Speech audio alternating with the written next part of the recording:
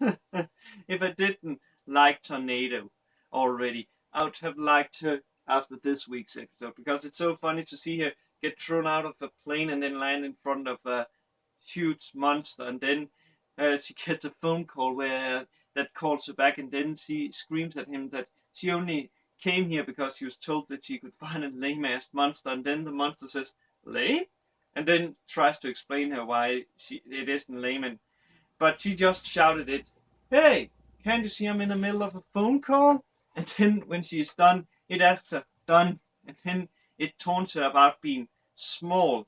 And then when she dodges it, and he says, "Oh, you isn't entirely weak, but you cannot defeat me because the only thing that could defeat me would be like a giant meteor," which is a reference to it being a dinosaur or the last of the dinosaurs, as I understand.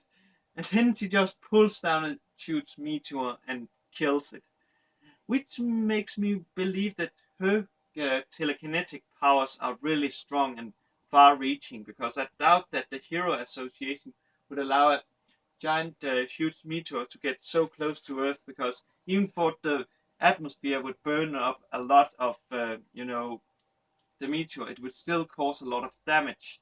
And that's actually why we should be really happy about our atmosphere, because if we didn't have it, the Earth would most likely look like the moon, which, yeah, have a lot of holes because of meteors crashing into it without getting stopped by other than the impact on the moon. So, yeah. And then when we see Saitama and Genos basically are like getting taught the way of Silver Fang. I think he was ranked number 3, and then his student, he's basically like, "Hey, show some respect," and then he's been told that Saitama is even stronger than Silver Fang. Then when, oh man, I like how that guy that came, he was basically like messed totally up, or not messed up, basically his clothes was totally messed up. He looked like someone that shouldn't go outside, or at least not in without fixing his clothes first. And he came so fast to them to inform them that all S-class heroes should come to the Hero Association. And Genos invites him, what's called Saitama, because he knows how strong Saitama is. And I like when Saitama he meets what's he called, Tornado, and he says like, "Who is this little kid?"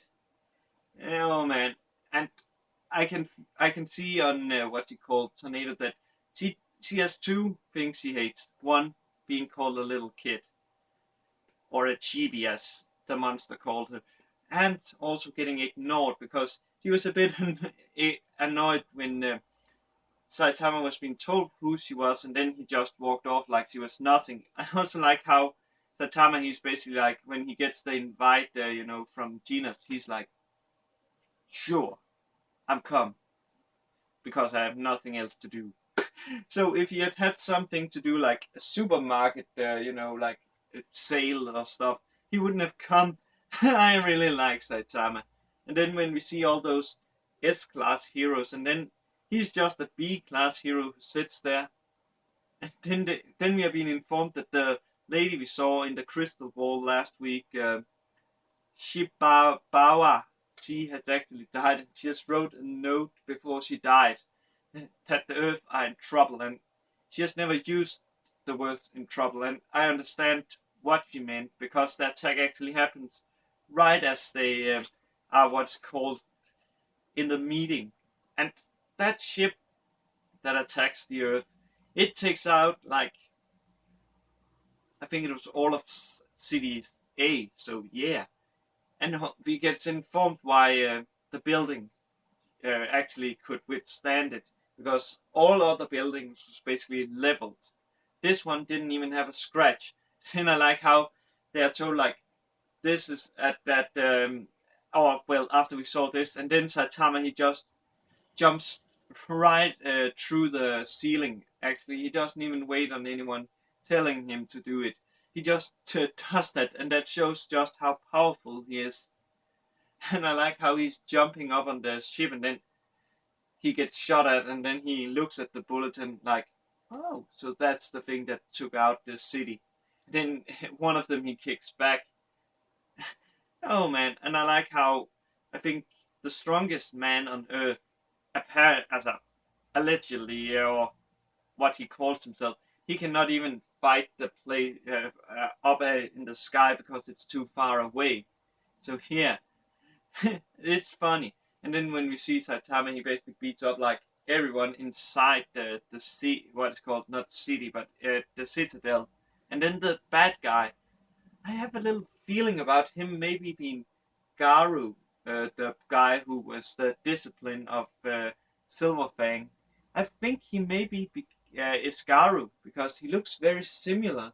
But then again, I'm not sure. But still, it's really funny. It's really funny. Especially, I like one of the guys. I think he is the rank 11 in the S class. He's like, I don't know even what his power is because he's like, I almost feels like it's racism, like having him amongst all those white guys, and then he's the only black guy. I feel that feels a little racist. And I also like what's called the Pri-Pri-Prisoner when he gets like his reason to attack this ground level soldier that was sent down to basically look if there was anyone surviving this. He's like, for all the men you killed. That's his reason for taking revenge against it. And then he also remembers the teaching he got from the Sea King about every strike has to hit with the intention of killing. I'm not sure if he defeats the what's called the monster, but I really hope so because I actually like Pri-Pri-Prisoner.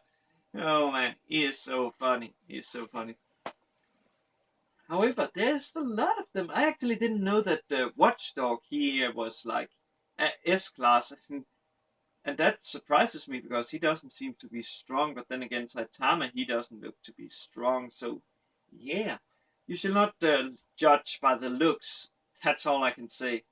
And with that, I think I'm gonna end this and wish you all a good day, good night, wherever you are. And yeah, I will most likely take a look on the the over of One Punch Man that I heard of because oh man, it looks like it takes place before the One Punch Man's first episode. So yeah, I really want to see that. And with that, cheers, guys or girls.